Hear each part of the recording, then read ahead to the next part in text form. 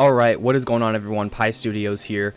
I just want to talk about the recent Atlas announcement that literally just happened, and I'm gonna be honest, I'm pretty excited for it. Shin Megami Tensei 5 just, for one, got an announcement for a port, which is already good enough because the game desperately needed it, but it also got the announcement of a expansion of sorts.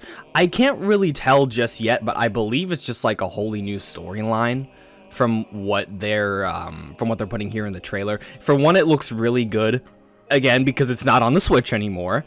Well, rephrase, it's on everything, so it's not just the Switch this time, so now we don't have to use Yuzu or any other nonsense. This game is going to be natively running on PC, looking amazing because of Unreal Engine. And of course, it's going to be on PS4, PS5, Xbox One, Xbox Series S and X, and obviously it's going to be coming to the Windows Store because Sega has been doing that lately. So yeah, it's going to be coming to literally everything. It's going to look super good, super clean, and I'm just really happy that this happened at all. Not even like the actual like expansion to the story, because it definitely needed it, but having the port at all is going to make this so much more tolerable. I'm gonna be honest. But back to the actual game itself. So the trailer obviously shows the new story and shows quite a few new characters. What it seems to be 3 new villains and then a new protagonist. And they're all women, which, like, not saying anything by that, but it's like, it's kind of interesting because there were a couple main character ladies in the original game, but not really that many in the grand scheme of things. Well, there's a lot of dudes. But this time around, seems like they're kind of changing that up, so it's a little interesting, I guess. Not really, but it's just something to note. I've just got to say, this game desperately needed some kind of extra story content, because not only was it light on story, the story it actually had wasn't very good.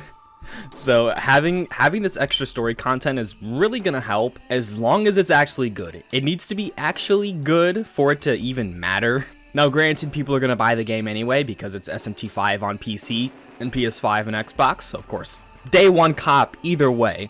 But obviously, the story actually being good is going to be really helpful in justifying the rebuy for people who already own it, like at least 1 million people do, so I would imagine it's going to be a decent amount of people rebuying this, especially since Atlas decided to port literally everything Persona related minus 1 and 2 to PC, Xbox, and PS5. There's not really much to say here because the trailer is super short, although I will say there is a character spotlight, or like a special spotlight they're doing literally right now. I can't download it, of course, because this is a live stream. I'll have to see if maybe it ends by the time I'm editing the video so I can get some footage or something, but it looks to be definitely, of course, similar in visual quality to the original, minus like resolution and texture quality, of course. But like, of course, the HUD looks pretty much the same. I don't think there's like any new animations or anything, at least for the characters that we've already seen from the base game. But man, this new content, they're showing a little bit of it here in the spotlight, and it looks good.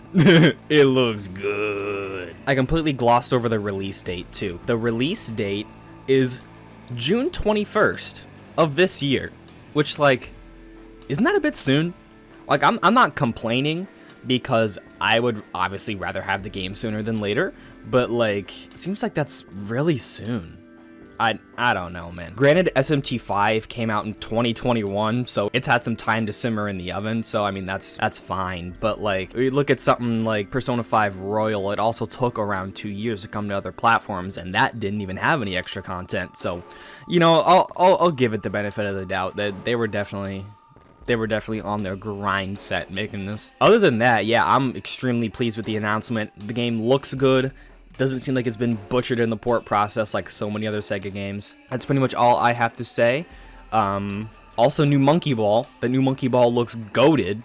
But other than that, yeah, if you're an SMT fan or Persona fan, please be sure to hit that subscribe button and the like if you liked the video. I'm going to try and post more SMT and Persona videos here, especially because now that we have this announcement, I know there's something to look forward to that I can make videos about. Before I go, I do want to thank Azu Crystal for being my lone Patreon supporter. If you'd like to support the Patreon, I'll put a link in the description.